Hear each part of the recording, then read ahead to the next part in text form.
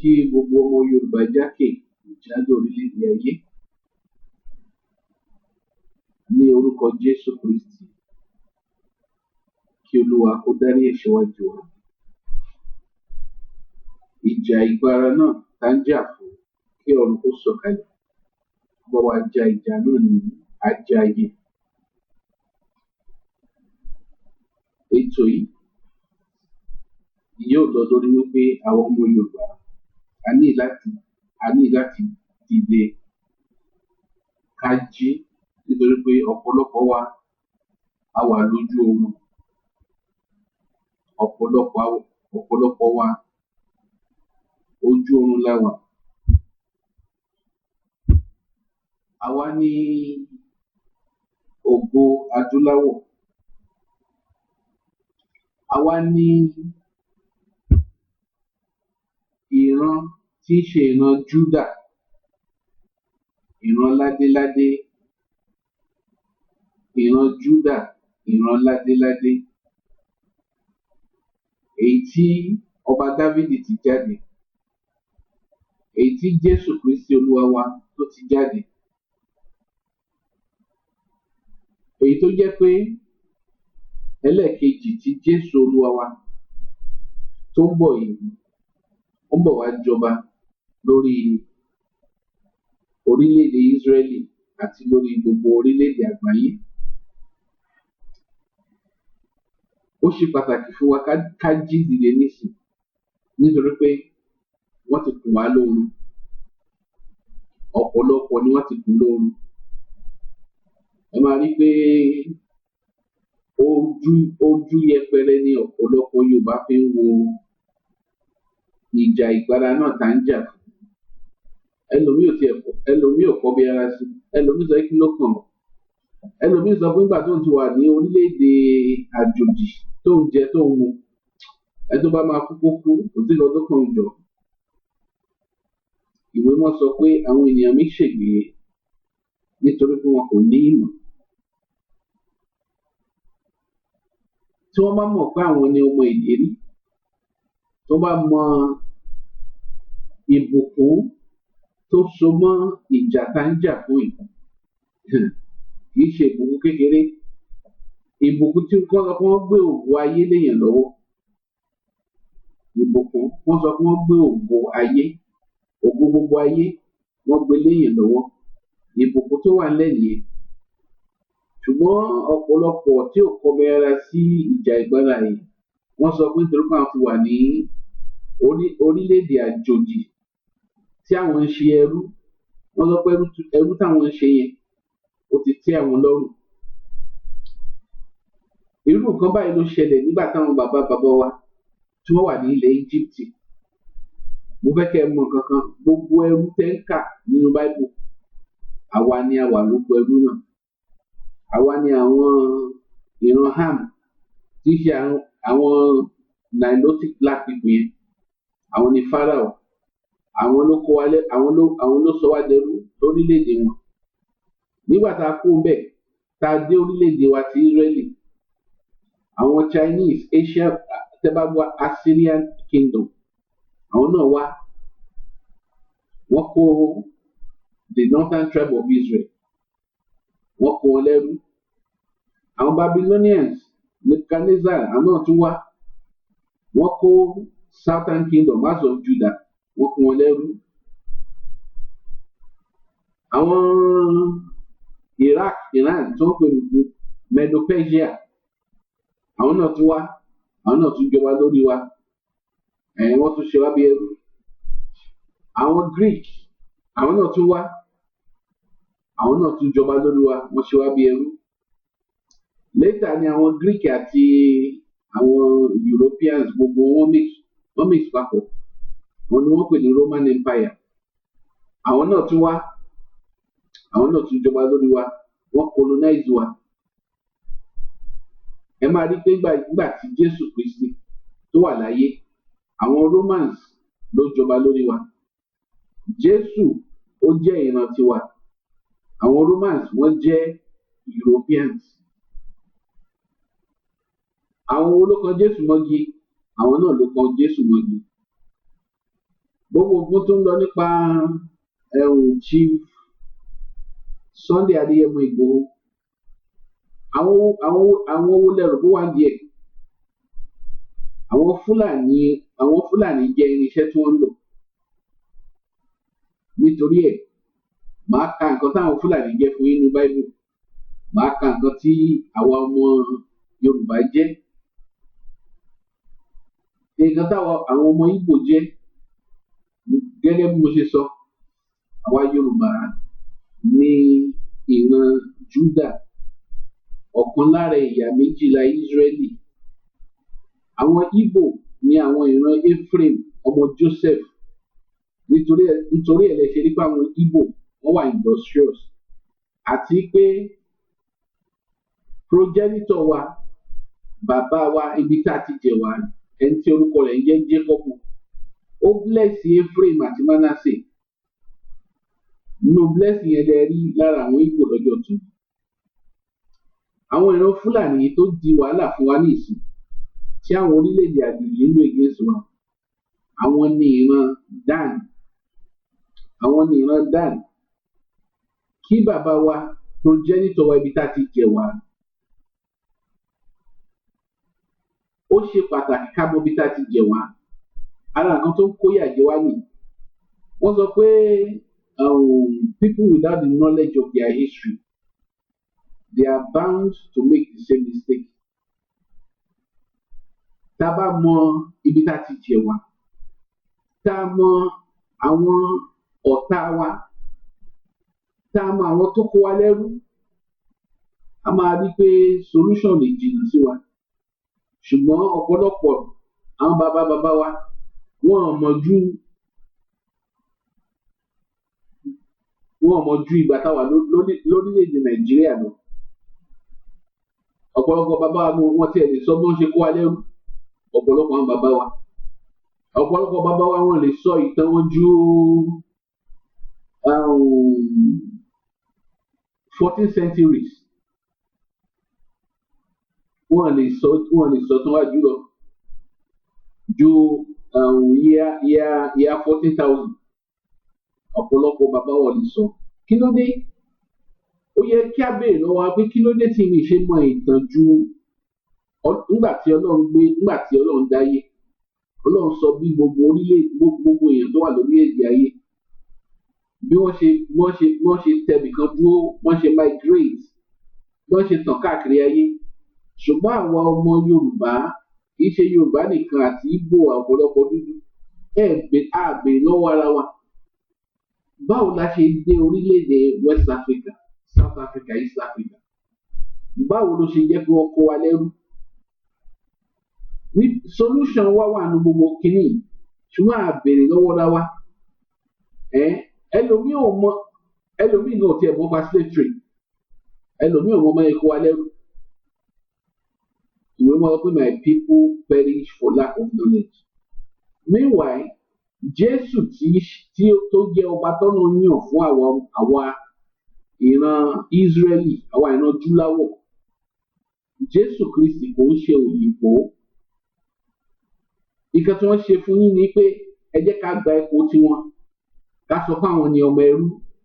Nǹkan tí wọ́n ṣe fún yín nìyẹn. Jésù Kristi kì í ṣe òyìnbó. Ìran Júdà ni Jésù. Nítorí àwọn tí máa ń pe Jésù ní ọmọ Dávidi. Dávidi kì í ṣe òyìnbó. Solomon kì í ṣe òyìnbó. Gbogbo àwọn wòlíì wọn ń ṣe òyìnbó. Àwọn bàbá wa mo dárúkọ yìí. Ṣùgbọ́n àwọn orílẹ̀-èdè tó kó yín lẹ́rú, wọ́n mọ̀ pé tẹ́ bá mọ̀ pé ẹ̀yin lọ́mọ ìlérí, lè jí. Nǹkan tó dẹ̀ ṣe fún wa ní pé ẹ jẹ́ kí wọ́n máa sùn. Bí wọ́n ṣe ń sùn yẹn, òun la fi ń wọlé sí wọn lára. Tó bá di pé fẹ́ jí, wọ́n mọ̀ nǹkan tó máa ṣe fún yín. Tó bá ti di pé fẹ́ jí, kí ló ń ṣẹlẹ̀ ní ìsìn? A wà nígbà tí àwa ọmọ Ísírẹ́lì ti jí dìde. Ṣùgbọ́n nǹkan kan ni wọ́n tún fẹ́ ṣe, wọ́n fẹ́ pọ̀ yín lóhun padà. Ọ̀rọ̀ Chief Sunday Igboho tẹ́rí tó ń lọ yìí, ẹ má jẹ́ ká fi ojú yẹpẹrẹ mú. Kì í ṣe àwọn Fúlàní nìkan ló wà ń di ẹ̀. kí ni ìwé mímọ́ sọ? Ìwé mímọ́ sọ pé àwọn ọ̀tá yín máa wá kó yín lẹ́rú. Àwọn ọ̀tá yín ó máa wá kó yín lẹ́rú. Book of Deuteronomy 28 verse 68. Ọkọ̀ máa kó wa lẹ́rú lọ sí ilẹ̀ Egypt. Kí ni mínì ilẹ̀ Egypt tó ń sọ? Ó mean house of bondage. You shall normally Ọlọ́run sọ pé àní padà sí house of àní padà láti lọ serve àwọn ọ̀tá wa mọ́. Ṣùgbọ́n torí ẹ̀ṣẹ̀ àwọn bàbá wa, Ọlọ́run sọ pé ibi ni wọ́n pẹ̀ ní lọ yẹn o, oko ẹrú tẹ̀ ní lọ yẹn o. Màá lo àwọn ọ̀tá yẹn wá kó yín lẹ́rú, wá kó yín lọ sórílẹ̀-èdè wọn, wá sọ yín lẹ́rú. Àwọn ọ̀tá yẹn wá sórílẹ̀-èdè yín, wọ́n máa colonize yín. Gbogbo èso lẹ́yìn, àǹfààní lẹ́yìn, àwọn ló máa jẹ àǹfààní ẹ̀. Àǹfààní ẹ̀ wọ́n ń jẹ ní ìsìn tó di problem tó yẹ kí wọ́n fẹ́ sílẹ̀. Àǹfààní ẹ̀ ni wọ́n ń jẹ ní ìsìn tó di problem tó yẹ kí wọ́n fẹ́ sílẹ̀. Ó ní ẹ ṣe rí pé Nnamdi Kanu dìde, wọ́n wá bọ́n ṣe máa mú kó lọ́nà. Sunday Igboho dìde, kì í ṣe àwọn Fúlàní ló ń ṣiṣẹ́ yìí. Àwọn ni wọ́n ń lò, àwọn ni irinṣẹ́. Ẹ jẹ́ kí n kà àwọn ni mo pè Fúlàní. Àwọn ìran Fúlàní ni ìran Dan. Màá lọ sí Book of Genesis 49 verse 17. Kẹ́gbọ́n nǹkan tó lọ sọ nípa Dan. Bàbá wa Jacob, progenitor wa. Ibi tí àwa ti jẹ̀ wá, ó níbi tí olúkálùkù ti jẹ̀ wá. Ẹ wo àwọ̀ àwọn ènìyàn tó wà láyé lẹ́yìn. Àwọ̀ pín sí mẹ́rin. Àwọn Nilotic black people, àwọn tó wà ní South Sudan. Kọ́lọ̀ yẹn ò lè change kó black. Permanent black ni wọ́n máa ń ní. Àwọn kọ́lọ̀ míì tún wà tí ó jẹ́ Negro. Ó ní ìwé mọ́ máa ń pè ní brass colour. Kí ló dé tí ìwé mọ́ fi pè ní brass colour? Ló ṣe refer sí colour tiwa as brass. Nítorí pé brass ní oríṣiríṣi brown. Ìsádà kò jẹ́ dark brown, light brown. Colour kejì nìyẹn. Colour kẹta tó tún wà, òun ni colour òyìnbó. Ìwé mọ́ sọ pé Esau came out red, hairy all over like a garment. Ó dàbí àfin. Bí Esau ṣe jáde, òun ní ìran àwọn òyìnbó.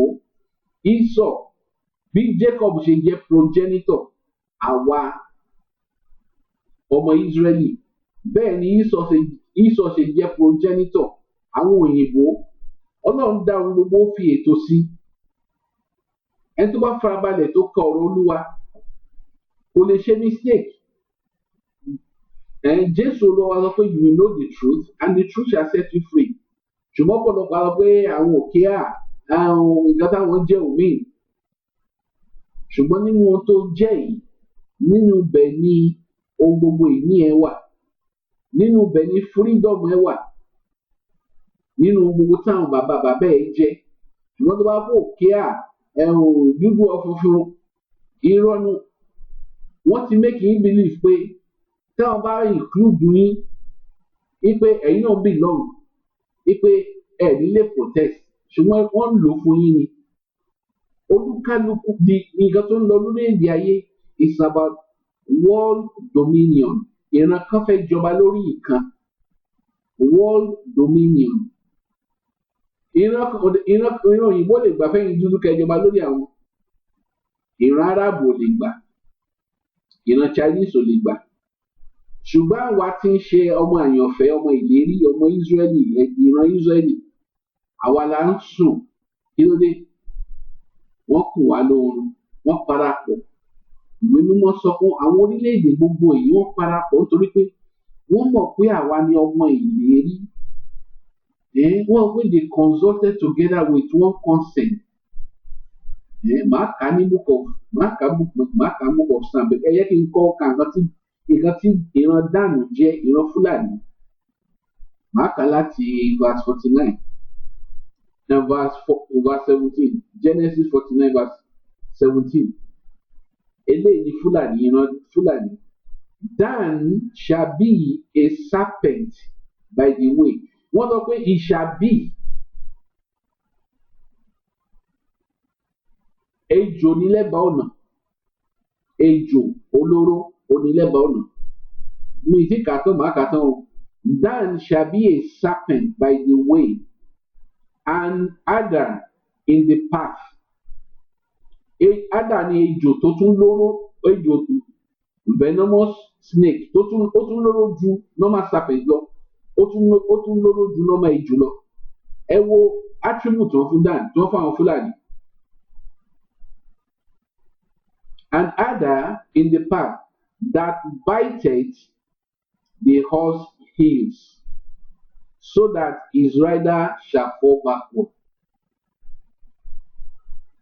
Dánù jẹ́ ejò olóró tó wà lẹ́bàá ọ̀nà tó gé ẹṣin ènìyàn tó wà ẹṣin tó gé ẹsẹ̀ ẹṣin ènìyàn tó ń gun ẹṣin lọ.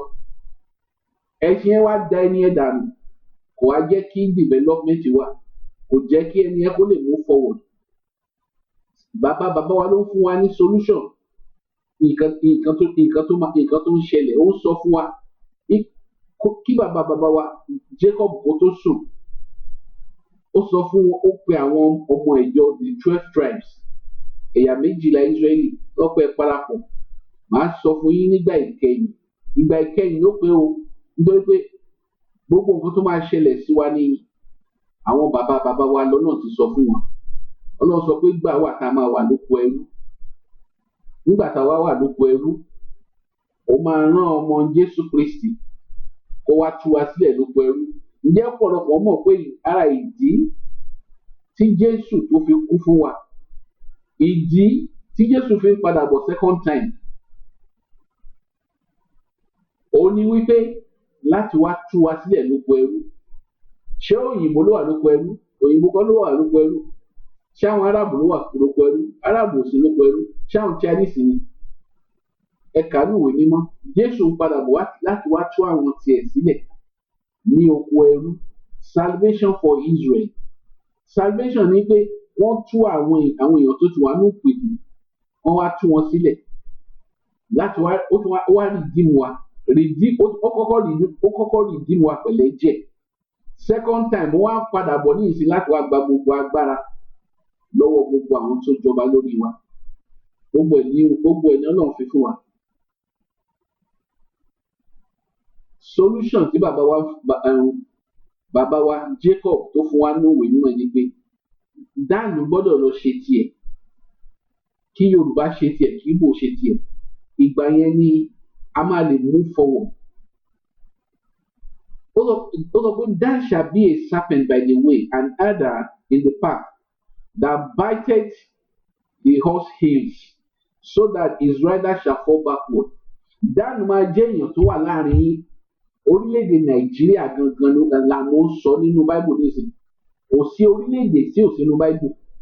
Amẹ́ríkà ni, London ni, Britain ni, Germany ni, Europe ni, kò sí orílẹ̀-èdè tí Ọlọ́run fi sínú Bible. Ọlọ́run dẹ̀ sọ pé àwọn nǹkan báyìí lẹ máa rí, àwọn nǹkan báyìí lẹ máa rí tẹ́ máa fi mọ àwọn orílẹ̀-èdè yìí. Òyìnbó, àwọn ìran Ísọ̀, àwọn ni wọ́n pè ní Edomite. Ẹni tó bá fẹ́ kàn pa Edomite, ẹ lọ sínú Bible. Ẹ rí i pé kí ni punishment àwọn Edomite? Punishment wọn ni pé nítorí pé wọ́n wá kó àwọn ọmọ ìlérí lẹ́rú, wọ́n wá kó wa lẹ́rú. Kí ni punishment àwọn Chinese? Kí ni punishment àwọn Arab? Nítorí pé wọ́n kó wa lẹ́rú, wọ́n fìyà jẹ wá, wọ́n tẹ̀jẹ̀ wá sílẹ̀. Ara kan tí Jésù ń bọ̀, ó padà bọ̀ á gbẹ̀san. Wípé àwọn èèyàn mi tẹ́ kó lẹ́rú, gbogbo ẹ̀ máa jẹ̀yẹ́ ẹ̀. Ìwé mọ́ pé Ọlọ́run máa kọjú da wọn síra. Number 1, alábi tí ó máa ti bẹ̀rẹ̀ yẹn. Tẹ́ bá rí tó bẹ̀rẹ̀ ogun, the main reason tí gbogbo ayé máa fi kọjú ìjà síra wọn, òtítọ́rí ẹ̀yin ọmọ ìlérí ni. Ọlọ́run pé ẹni tó bá ti fọwọ́ kan ẹ̀yin Júù tí ń ṣe Ísírẹ́lì, ẹni tó bá fọwọ́ kan Ísírẹ́lì, ẹ̀yin Júù ló fọwọ́ kan yìí, àwa dẹ̀ ni ọmọ Ísírẹ́lì. Ìwé mọ́ sọ fún wa, Dan poison ló jẹ́ láàrin wa. Àwọn Fúlàní nìyẹn. Ẹ̀yin ẹ wo gbogbo oúnjẹ, wọ́n monopolize for a reason. Kì í wá ṣe Dan nìkan ló operate. òun àti main enemy ẹni tó kó wa lẹ́rú gangan main enemy wa ẹni tó kó wa lẹ́rú ẹ̀ mọ̀ kò ní ìdíkì fẹ́ ní gbogbo sọ gbogbo ẹ̀ mọ̀ reason tó fi pa gbogbo àwọn freedom fighters ẹ wádìí ẹni gba kúlódé tó yẹ kó gbogbo freedom fighters all over the world wọ́n padà gbogbo àwọn èèyàn wa gbogbo wọn mú kó lọ́nà Jésù náà èèyàn wa ni bẹ́ẹ̀ náà wọ́n ṣe mú Jésù kó lọ́nà gbà yẹn Sunday Igboho tẹ rí nìsín ẹ lọ wádìí ẹ̀ àwọn ló wá ń di ẹ̀ wọ́n farapamọ́ wọ́n wá ṣe kí ni wọ́n choose àwọn èèyàn bíi Fúlàní nítorí ẹni gbogbo ẹ pé that is a serpent by the way and adder in the path that bited the horse heels so that the rider shall fall backward. Orílẹ̀-èdè Nàìjíríà ò lè move forward títorí pé Dan ó jẹ́ serpent ó jẹ́ ejò olóró ẹni tí wọ́n ń lò ta ni ó ń lò àwọn main ọ̀tá tó wá kó wa lẹ́rú. Ǹjẹ́ ọ̀pọ̀lọpọ̀ mọ̀ pé àwa ọmọ Nàìjíríà àwa ni number 1 oil producing nation ọ̀pọ̀lọpọ̀ mọ̀ nítorí pé kí ni wọ́n sọ fún yín pé number 6 ní irọ́ ni wọ́n pa fún yín wọ́n sọ fún yín pé number 6 ní ohun tẹ̀yìn ń produce wọ́n sọ olè tí wọ́n ń jà ẹni tó bá ń wá ìmọ̀ kó lọ type ẹ̀ sínú Google kó lọ pé how many barrels of oil ló ń lọ kó lórílẹ̀‐èdè Nàìjíríà per day èèlò ni àwọn foreign companies tó operate oil petrol lórílẹ̀‐èdè wa how many barrels wọ́n extract per day àwọn èèlò ni wọ́n make per year ẹ rí i pé kò sí orílẹ̀‐èdè tó come close to Nigeria nínú petrol Nigeria is number 1 ẹgbàgbé pé Nigeria number 6 ló wọ́n pa fún yín ṣùgbọ́n wọ́n ti mú gbogbo àwọn leaders wa pátápátá wọ́n ti kì wọ́n má bẹ́ ẹlòmíì wọ́n gbé 2 billions wọ́n gbé fún o gbọ́dọ̀ sọ̀rọ̀ o tó bá sọ̀rọ̀ àmọ́ apá ẹni o èlò ọba míì wọ́n gbélé fún àwọn ọba yẹn ọ̀pọ̀lọpọ̀ ọba àtàwọn politicians wọ́n lè sọ̀rọ̀ torí pé kí ni wọ́n wò pé tí olúkálukú bá lọ ṣe tiẹ̀ báwo làwọn ṣe fẹ́ continue báwo làwọn ṣe máa loot àwọn onílé continue looting ọ̀pọ̀lọpọ̀ ni wọ́n ti allocate àwọn nǹkan tí ó yẹ kó privatize àwọn kan kò yẹ kó privatize petrol wọ́n ti privatize gbogbo petrol wa kò yẹ kó privatize àwọn train station bus stations everything wọ́n ti privatize gbogbo ẹ̀ wọ́n ti privatize so many things tó jẹ́ pé àwọn èèyàn tó privatize nìsín àwọn náà ni politicians àwọn náà ni ọba àwọn náà ni sultan àwọn náà ni gbogbo àwọn kìíní àwọn èèyàn wá nìyí ta ni wọ́n ṣiṣẹ́ fún wọ́n ṣiṣẹ́ fún àwọn main people gbogbo tó kó wa lẹ́rú so àsìkò tá a wà àsìkò let my people go àsìkò tí àwa Yorùbá a máa yan delegation lọ sí Amẹ́ríkà ni o lọ sí Britain ni o lọ sí gbogbo orílẹ̀-èdè tó yẹ pé tìtorí olè tó ń jà lórí ilẹ̀ wa wọ́n pé pípa làwọn máa pa wá òun wọ́n pè second slavery pé anything tó bá gbà ní ẹni tó bá sọ fún máa di wọn lọ tó máa dá wọn lọ́wọ́ àwọn amúkú ọ̀dọ́ náà ṣùgbọ́n ohun tó wà nílẹ̀ àsìkò táwa àsìkò gbà tí Moses lọ bá Pharaoh let my people go àsìkò yẹn gangan láwà ẹ kàánú báyìí let my people go a máa send delegate lọ sí ọ̀dọ̀ àwọn tó kó wa lẹ́rú ọ̀dọ̀ àwọn tó ń jẹ àǹfààní gbogbo èso lẹ́wà àlùmọ́nì wọn gbogbo ẹ̀ kí ló yẹ ká kọ́kọ́ ṣe ń ná a máa kọ́kọ́ tabulate gbogbo àlùmọ́nì wa tí wọ́n jókòó lé a máa wá wádìí àwọn tó jókòó lé àmọ́ wá send delegate ohun àlùmọ́nì ilẹ̀ wa kì í ṣe normally kì í ṣe tí orílẹ̀-èdè foreigner tó gbọ́dọ̀ dáwọ́lé ṣùgbọ́n àwọn no control everything wọ́n wá yan àwọn òṣìṣẹ́ lẹ́rí tí tẹ́lifẹ̀ politicians, àwọn òṣìṣẹ́ ni àwọn ọba tẹ́rí tẹ́ sọ́pọ̀ ọba, wọ́n mọ nǹkan tí wọ́n ń jẹ, wọ́n mọ nǹkan tí wọ́n fi dí wọn lẹ́nu pé pẹnu mọ́. Ìmíì wọ́n mọ criminal case ẹ̀, wọ́n ti sọ fún pé wò tó o bá ṣe tiwa a máa tú àṣírí ẹ̀, kì í bá máa tú àṣírí ẹ̀ nìkan. Ẹlòmíì is a working program, wọ́n ti program ẹ̀ pa, kò ṣe ti yín o, kò ṣe ti yín rárá, ọ̀tá yín bá ọba ní o, so many politicians yín o, number one enemy. Ṣé mo pé ajá tí wọ́n pè ránṣẹ́ tí ẹ̀ ló máa ń le jù, ẹni tó pè ránṣẹ́ gan kò le, ẹni tó pe ajá yẹn ránṣẹ́ lájá yẹn ló máa le jù, nígbà ajá yẹn á sọ fún un gbọ́dọ̀ jẹ̀ṣẹ́ tí olówó tó ràn wù. Tí ajá yẹn ní pé kó crush bone, kó ba nǹkan jẹ́, tó bá ṣiṣẹ́ tán ẹni tó ránṣẹ́ àfọwọ́gbá lórí pé well done. Ohun tó wà lẹ́yìn yẹn, ẹ̀yin ọmọ Yorùbá, ẹ̀yin ni ìran Júdà. Mo mọ̀ béèrè pé Júdà bàbá progenitor wa ọ pé Júdà ó kó dàbí teenage lion olólágbára jù, olówó active jù. Once before I was very active. Nígbà King David àwọn subdue gbogbo ayé. All of a sudden wọ́n kó wa lẹ́rú, àwọn Babylonians kó wa lẹ́rú, àwa di àdàbí kìnìún arúgbó. Ìwé mọ̀ pé àdàbí teenage lion, all of a sudden àdàbí kìnìún arúgbó. Ìwé mọ̀ wá sọ fún wa pé kì í ṣe pé a lè padà sí teenage lion yìí. Ìwé mọ̀ pé kí ló máa jí wa dìde? Kí ni ó máa jí wa dìde? Àwa ni ọmọ aládé. One blessing here, one of the royal tribe Israeli. One blessing here, kí blessing kejì? Blessing of a warrior. Ó ní kìnìún teenage lion, lion's well. Màá kà ní ìsìn. Genesis 49 verse 9. Judah is a lion's well, teenage lion. From the pre, my son, thou art gone up.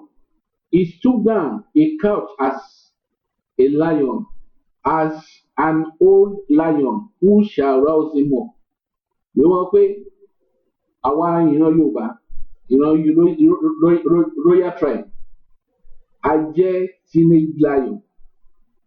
Bẹ́ẹ̀ la ṣe rí tẹ́lẹ̀. All of a sudden, àwa couch down. Gbogbo agbára tó yẹ ká lò, gbogbo ìjà tó yẹ ká jàjà agbára ká gbára sílẹ̀, a kàn sùn sílẹ̀ bí kìnìún arúgbó. Tó yẹ pé ẹlòmíì gan-an wọ́n máa fún oúnjẹ lọ́nà. Ìwé mọ̀ pé kí ló fẹ́ jí wa dìde? Àsìkò tá a máa jí dìde nìkan. Nítorí ẹni tẹ́ bá mọ èèyàn tẹ́ ẹ jẹ́, nínú èèyàn tẹ́ ẹ jẹ́ ni heritage yín wà. Nínú èèyàn tẹ́ ẹ jẹ́ ni agbára tí Ọlọ́run ti fún yín láti bẹ̀rẹ̀ wà. Ṣùgbọ́n tó o bá mọ̀ ní ìsìn, ẹ kàn máa rọ́pò ẹ máa lo diplomacy fún gbogbo nǹkan. Diplomacy dà, ṣùgbọ́n ìgbà tó yá Ọlọ́run sọ fún bàbá wa Moses, ó pé lọ bá Pharaoh, let my people go. Àsìkò yẹn lẹ́wà, let my people go. Kí ni ara solution tí Ọlọ́run fún wa? Àwọn bàbá wa fún wa solution ìgbà ìkẹyìn. Nígbà yìí wọ́n pè ní children of Israel shall proclaim a fast. Gbogbo ọmọ Yorùbá kì í ṣe ẹgbàgbé àwọn ìṣẹ̀ṣe ti aláwo, àwọn olórìṣà ni wọ́n ń ṣe rán. Àwọn ọmọ Israẹli, àwa ni àyànfẹ́ Ọlọ́run. Bàbá wa Abraham, Isaac and Jacob, wọ́n sin òrìṣà. Àwọn ni Ọlọ́run yàn special race láti jẹ́ tiẹ̀. Òrìṣà sísìn, àwọn òfin tá a pamọ́, òun ló sọ wá sóko ẹrú. ẹ má jẹ́ káwọn èèyàn dì sí wọn yín pé òrìṣà lẹ́ ń sìn ẹ̀sìn òrìṣà. Ìṣẹ̀ṣe ni kéèyàn sin Ọlọ́run. Ádámù tọ́lọ́run kọ́kọ́ dá Ọlọ́run ló sìn. Nǹkan tó ń pè ní ìṣẹ̀ṣe gangan nìyẹn, ẹ̀sìn tí ènìyàn kọ́kọ́ ṣe.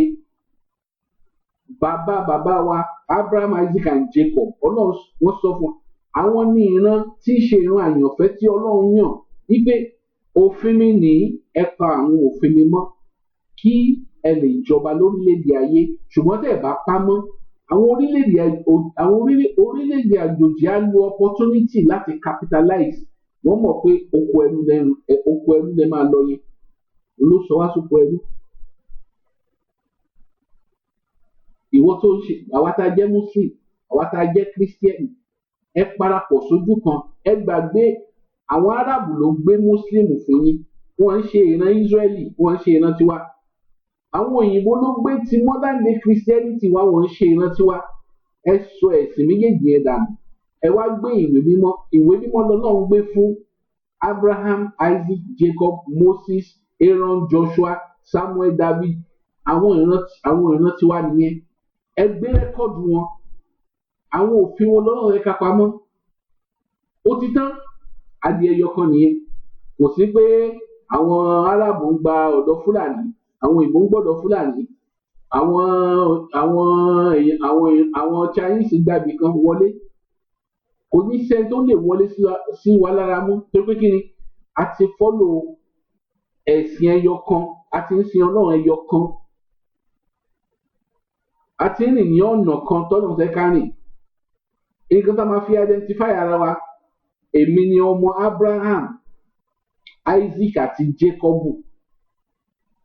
Eléyìí ni àwọn Árábù lè claim, eléyìí ni àwọn òyìnbó lè claim, eléyìí ni àwọn Chinese lè claim, eléyìí ni àwọn ìran Ham, ìran Nilotic tó wà ní North Africa lè claim, eléyìí ni àwọn orílẹ̀-èdè tí ń ṣe òyìnbó lè claim. Àwa ìran Negro, brass colour, àwa ni ọmọ Ọlọ́run. Book of Genesis chapter 1 verse 14 ó sọ bí Jésù ṣe rí. Wọ́n pé he is a complexion of brass. Irú brass wo? Very dark, as if burned in a furnace. Àwa ló wá kú fún, àwa ló wá tú sílẹ̀, àwa ló kó ẹrú tó fẹ́ gbà wá kúrò lọ́wọ́ àwọn orílẹ̀-èdè. Ìrísí tọ́lọ́run fi yàn wá nìyẹn. Nǹkan tí Báíbù ń sọ ni pé Ọlọ́run ní àwọn ìran àyànfẹ́ tó ti yàn sílẹ̀ láti jọba lórílẹ̀-èdè ayé, ṣùgbọ́n àwọn ìran àyànfẹ́ yìí ni àwọn orílẹ̀-èdè gbógun tì. Àwọn ìran àyànfẹ́ yìí ni Jésù kú fún, bẹ́ẹ̀ kó fẹ́ tú wọn sílẹ̀ lóko ẹrú kí wọ́n lè jọba lórílẹ̀-èdè ayé.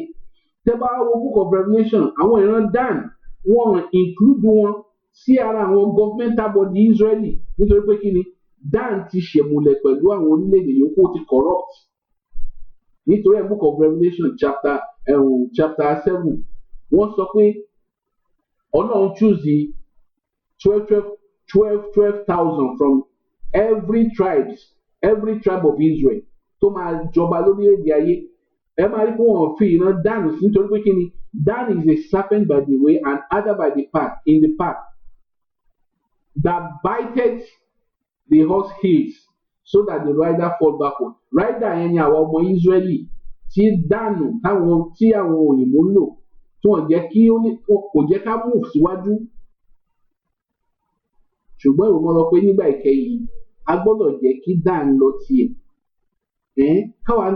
Ká ṣe tiwa, ká lè move forward. Ó wà ní Book of Daniel chapter 2 verse 45. Màá sáré kà ní ìsìn.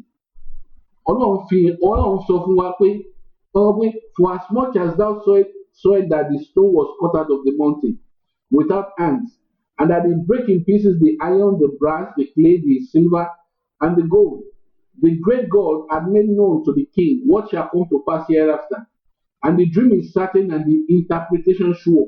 Wọ́n pé òkúta kékeré kan ti ń ṣe ìlú orílẹ̀-èdè kékeré kan, ó máa ti ara orílẹ̀-èdè ńlá kan jáde. Àwa ni ìran Júdà.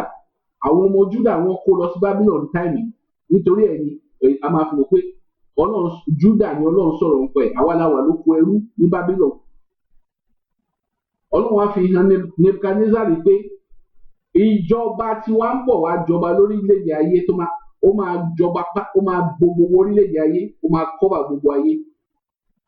Oníwọ́n pé for as much as thou saw that the stone little country was cut out of the mountain big country without hands, kì í ṣe ìmọ̀ ti ènìyàn orí ìlérí tọ́lọ́run ti ṣe fáwọn bàbá ọlọ́run ló wà ń di iṣẹ́ yìí. Ó ní pé without hand that it break in pieces. Gbogbo orílẹ̀-èdè tó ti kó wa lẹ́rú ó sọ bí wọ́n sọ wọ́n dìtẹ̀ mọ́lẹ̀. Àwọn orílẹ̀-èdè yẹn ní ìsìn àwọn ló parapọ̀ ní book of Psalm 83. Gbogbo àwọn orílẹ̀-èdè tí wọ́n pè ní àwọn orílẹ̀-èdè yẹn wọ́n pè ní it break in pieces the iron, the brass, the clay, the silver and the gold. Àwọn orílẹ̀-èdè tó ti jọba lórílẹ̀-èdè ayé. Ẹ̀bùn gbogbo sọ fún nǹkan tó ń lọ lórílẹ̀-èdè ayé. It's about one race dominating the other race. Àwọn orílẹ̀-èdè gbogbo ló ti gbogbo one time world power ni wọ́n. Gold àwọn ni Nebuchadnezzar ó ní gold. Àwọn brass ó ní àwọn Greek. Medo-Persia àwọn ni silver. Clay and iron àwọn ni European Union ní ìsìn. Ọlọ́run sọ pé orílẹ̀-èdè kékeré yìí Yorùbá nation yìí tá fẹ́ gbé jáde lára orílẹ̀-èdè ńlá tí ń ṣe Nàìjíríà stone cut out from the mountain. Òun ló máa wá dàgbà tó máa bo gbogbo ayé. Gbogbo àwọn tó ti kó wa lẹ́rú yìí gbogbo àwọn á di ohun ìgbàgbé. Nítorí ẹni Yorùbá ti máa ń sọ pé àwa ni àwa ni ìmọ́lẹ̀ fún Adúláwọ̀. Ọlọ́run ti ṣe orílẹ̀-èdè yẹn sílẹ̀ ká dìde ká gbà á ní. Ẹ jẹ́ kí mẹ́sẹ̀gì kó kan àwọn southern governors lára. Ẹ jẹ́ kó kan kò lè sí múvẹ́ǹtì Fúlàní ìran Dan ni wọ́n. Ẹ̀yà Ísírẹ́lì náà ni wọ́n. Ṣùgbọ́n bí Judas ṣe jẹ́ fún àwọn bí Judas ṣe jẹ́ ẹ tó betray Jésù. Dáhùn pé ẹ wo similarity yẹn. Jésù ó jẹ́ olórí Ísírẹ́lì. Jésù ni ẹni tó wà lórí ẹṣin ní book of Genesis 49. Dan ẹṣin ẹni tó wà lórí ẹṣin tó ń mú ẹṣin lọ. Tí Dan wá dàbí ejò tó wà lẹ́bàá ọ̀nà tó wá gé ẹṣin yẹn lẹ́sẹ̀ tó jẹ́ kí ẹ tó wà lórí ẹṣin yẹn kó ṣubú tí kò jẹ́ kó lè tẹ̀síwájú. Bẹ́ẹ̀ ni Judas ṣe jẹ́. Bẹ́ẹ̀ ni orílẹ̀-èdè méjìlá Israẹli ṣe jẹ́. Fúlàní wá ní ejò tí ó wà lẹ́bàá ọ̀nà yẹn. Wọ́n pé ejò wọ́n wá sọ pé a poisonous snake adder tó worse. Nítorí ẹni wọ́n ṣe include sí governmental body book of Revelation wọ́n yọ dáhùn kúrò ní tribe Israel. Bí wọ́n ṣe yọ Judas kúrò bẹ́ẹ̀ náà ni dáhùn ṣe bẹ́ẹ̀ ni àwọn Fúlàní ṣe jẹ́. Orílẹ̀-èdè Nàìjíríà gbogbo mo kà book of Genesis 49 yẹn fún yín. Wọ́n pe Dan ó máa wà lára àwa ọmọ Israẹli ó máa wà láàrin wa. Wọ́n pe Dan shall judge his people. Normally kò yẹ kí Dan judge Ọlọ́run fi ṣe judge. Èèyàn Judah àwọn ọmọ Yorùbá lọ́nà fi ṣe judge àwọn lọ́nà fi ṣe wọ́n pe the scepter shall not depart from Judah.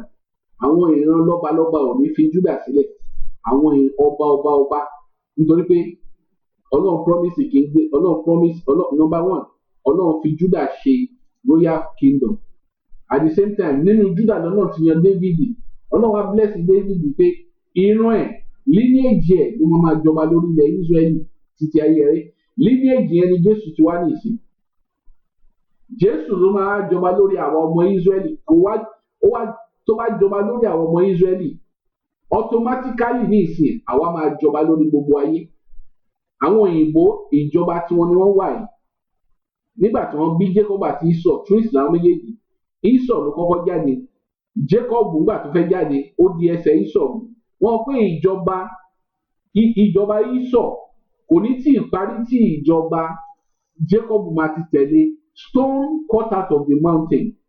Ìjọba Esau kò ní tí ì parí tí ìjọba Jacob máa ti tẹ̀lé. Ó ní ìjọba tí wọ́n pé ní book of Daniel chapter 2 verse 4 stone cut out of the mountain. Wọ́n sọ pé ìjọba yẹn máa subdue ti Esau. Ṣé o pé Ọlọ́run sọ pé ẹ̀gbọ́n máa sin àbúrò, Ísọ̀ máa sin Jákọ́bù. So ní ìsìn Jákọ́bù ní ìsìn á wá subdue ìjọba Ísọ̀ àti gbogbo ìjọba pátápátá. Many àwọn nǹkan tó ń kọ sínú ìwé fún wa nìyẹn. Nǹkan tí ìwé wọn wà all particular about nìyẹn. Bí àwọn ọmọ Ísírẹ́lì bọ́lọ̀ ṣe yàn wá bá a ṣe máa jọba lórílẹ̀-èdè ayé, àwa ni nínú wa ni Jésù ni ọba tiwa. Jésù kì í ṣe ọba àwọn òyìnbó ti lọ́ba tiwọn, ọba wọn lẹ́rí tó ń reign, ìjọba tiwọn nìyẹn. Àwọn Árábù ìjọba tiwọn lẹ́rí yẹn. Ṣùgbọ́n àwa ni ò tí ìjọba lórílẹ̀-èdè ayé, nítorí ẹ̀ lọ́rọ̀ ṣe fi ìjọba tiwa sígbà ìkẹyìn. Òun ni Jákọ́bù di ẹsẹ̀ Ísọ̀ nígbà tó bí wọn. Ìjọba Ísọ̀ kò ní sì parí, bẹ́ẹ̀ ni ìjọba Jákọ́bù máa fi tẹ̀lé. A stone cut out of the mountain. Ìjọba ní orílẹ̀-èdè tí àwọn ọmọ Ísírẹ́lì wà, ìjọba Yorùbá wọn máa gé kúrò ní orílẹ̀-èdè Nàìjíríà. A wá dàgbà. Ìjọba yẹn náà ni Jésù máa wá láti wá take over, láti fi wá jọba lórílẹ̀-èdè gbogbo ayé. Jésù àwa jẹ́ ọba àwọn ọba. Ibi tí Ọọ̀ni jókòó sí, ibi tí Ọọ̀ni wà ní ìsìn yẹn, Jésù ló máa take position yẹn, nítorí wọ́n ṣe ń pè ní ọba àwọn ọba. Ẹ máa rí pé àwa Yorùbá la ní ọba káàkiri káàkiri gbogbo region wa. The scepter shall not depart from Judah. Àwọn Israẹli wọ́n ṣe ń pe àwọn ọlọ́pàá wa ní ọlọ́pàá. Inú Báíbù náà ni gbogbo ẹ ti wá nínú ìtàn nínú ìtàn táwọn bàbá wa ti fi sílẹ̀. Ọlọ́pàá mi ni scepter, nítorí pé àwọn ọlọ́pàá ọba ni wọ́n ń ṣiṣẹ́ fún, ọba ló máa ń darí wọn tẹ́lẹ̀. So tí wọ́n bá rí ọlọ́pàá nílẹ̀ Yorùbá àti wọ́n bá rí òṣìṣẹ́ ọba nílẹ̀ Yorùbá gbà yẹn, ọlọ́pàá ni wọ́n máa ń pè wọ́n. Meaning pé àwọn tó ń ṣiṣẹ́ fún ọba, ìránṣẹ́ ọba ọlọ́pàá. Ẹ máa ń gbé kò sí orílẹ̀-èdè kan tó wà láyé tó come close to that prophecy tó lè pe àwọn pólísì ẹ̀ ní ọlọ́pàá. Àwa ìran Yorùbá nìkan ni the scepter shall not depart from Judah. Bá a ṣe mọ̀ ara nǹkan tá a máa fi mọ̀ pé àwa ni ọmọ Yorùbá nìyẹn. Àwa ni ògùn adúláwọ̀. Àwa ni Ọlọ́run fẹ́ lò láti fi túbọ̀ ọ̀pọ̀lọpọ̀ àwọn tí wọ́n ti kó lẹ́rú, ó fẹ́ lò wọ́n láti tú wọn sílẹ̀. Ọ̀rọ̀ Chief Sunday Igboho, ọ̀run máa jà fún lórúkọ Kristi. Gbogbo àwọn máa dìde ogun fún sí ọ̀run kó pa wọ́n run lórúkọ Kristi. Ẹ jẹ́ ká dìde. Ìwé mọ́ pé teenage lion ni wá tẹ́lẹ̀. Nígbà tó yá àdàbí kìnìún arúgbó. Ìwé mọ́ pé kí ló máa jí wa sílẹ̀? Ọ̀rọ̀ Olúwa òun ló máa jí wa sílẹ̀. Ọ̀rọ̀ náà lẹ gbọ́, kí Olúwa kó jẹ́ ká mú lò ní orúkọ Kristi nítorí mo bẹ̀rẹ̀. Àmín lórúkọ Kristi.